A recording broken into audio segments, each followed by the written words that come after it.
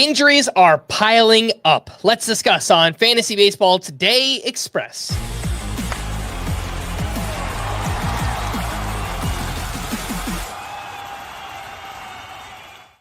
Welcome into FBT Express on Wednesday, April 9th. I am Frank Stampfl, joined by Chris Towers, and let's talk about all these injuries and some replacements. It was a rough day for the Padres. Jackson Merrill was placed in the IL with that hamstring issue. Fernando Tatis left Tuesday's game with a left shoulder injury, and afterwards, Mike Shildt said everything seems to be intact and in good shape. He's not overly concerned, talking about Tatis. So we'll see what happens there. Jake Cronenworth also left after suffering an injury on a swing. Sounds like he's aiming to return on Friday. Wyatt Langford left Tuesday night due to right side tightness. He dealt with a left oblique injury during spring training. So now, injuries to both sides of the body here. And Johnny DeLuca was placed in the IL with a right shoulder strain. Chris, we need replacements. And I think first up, two names in shallower leagues, Victor Scott and Jung-Hoo Lee. Who do you like more? Do you have a preference? What do you think about those two?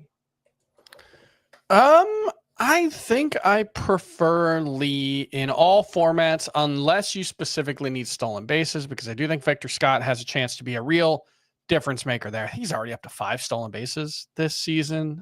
He's starting every day for the Cardinals.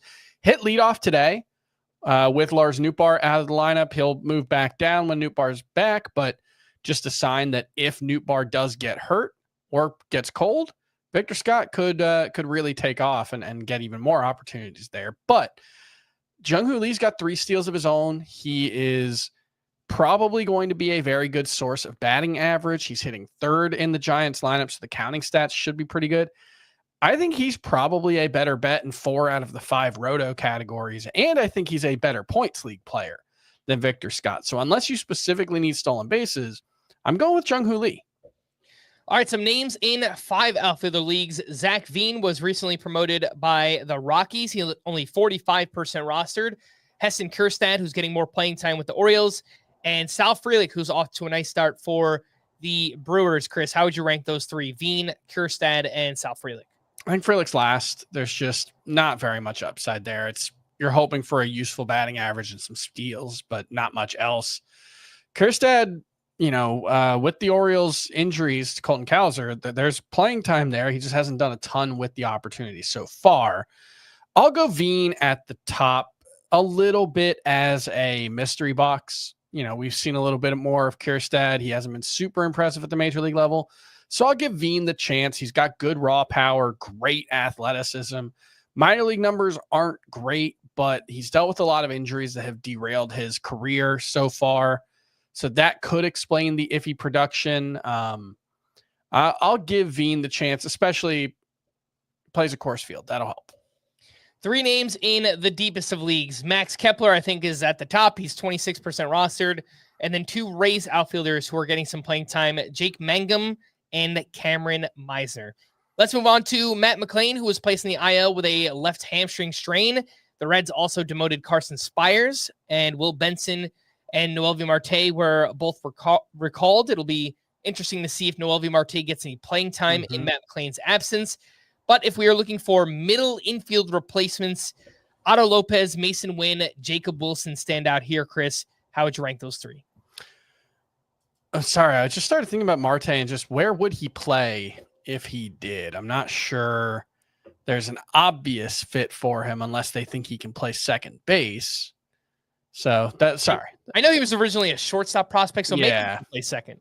But to the point about Lopez, Wynn, and Wilson, I would probably give Wilson the edge right now, especially in a points league because he's just never going to strike out. He's also very rarely going to walk. He's going to be a 0 true outcomes player.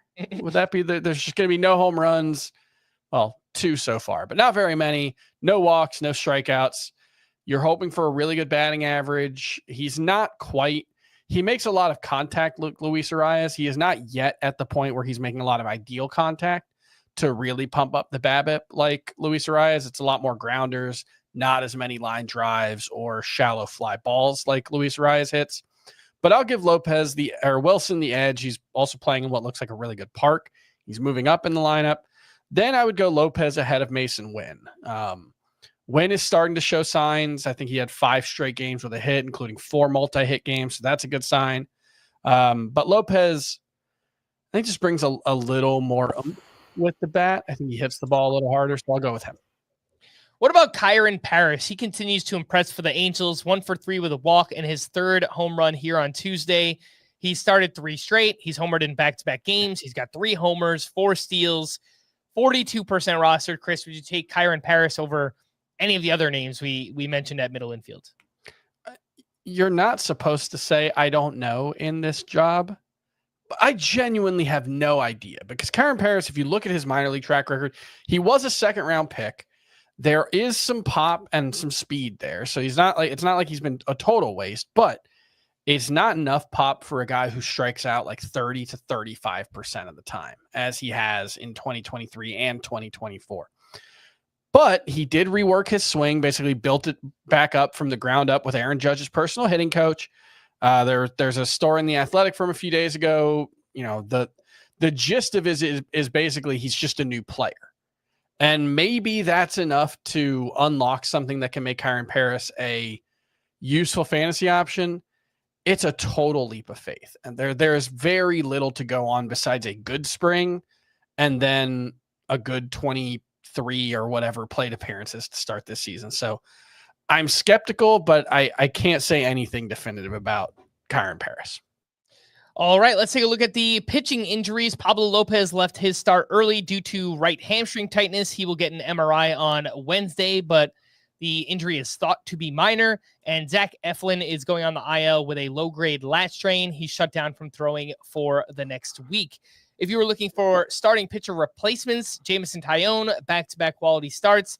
Landon Rupp had a nice start against the Reds, 6 innings, 1 run, 4 strikeouts. Shane Smith took a no-hitter into the 6th inning at the Guardians. He threw 6 shutout with 6 strikeouts. And Easton Lucas, a great start in Boston, 5 1/3 shutout with 8 strikeouts here. Chris, how would you rank Taillon, Landon Rupp, Shane Smith, and Easton Lucas as starting pitcher replacements? So I think Taillon gets the Diamondbacks, Phillies, and there's one other really tough matchup in there that I'm forgetting over his next 3 starts. So he's probably the best and most projectable of this group, but I don't have much interest in starting him. So I'll take the flyer on the other guys here. I'll probably go Rupp ahead of Shane Smith, just because it's I think similar talent, but Rupp is in a better situation in San Francisco than Shane Smith is in the White Sox. Not going to be a lot of wins, going to be some bad defense, bad offense behind him as well. So I'll give Rupp the edge. And then Lucas is kind of like Kyron Paris, where he's a converted reliever who had basically no starts from 2019 until the end of 2024. And he's shown some flashes of upside. I would bet it's not real, but because he is relatively new to being a starter again, maybe there's something there that we're just not aware of that has, grown his skill set in a way, but I'm pretty skeptical. I think I'd put him below Taillon too. All right. For more extensive fantasy baseball coverage, listen to our full-length podcast, Fantasy Baseball Today, on Spotify, Apple Podcasts, or anywhere else podcasts are found. Thanks for listening to Fantasy Baseball Today Express, and we will be back again tomorrow. Bye-bye.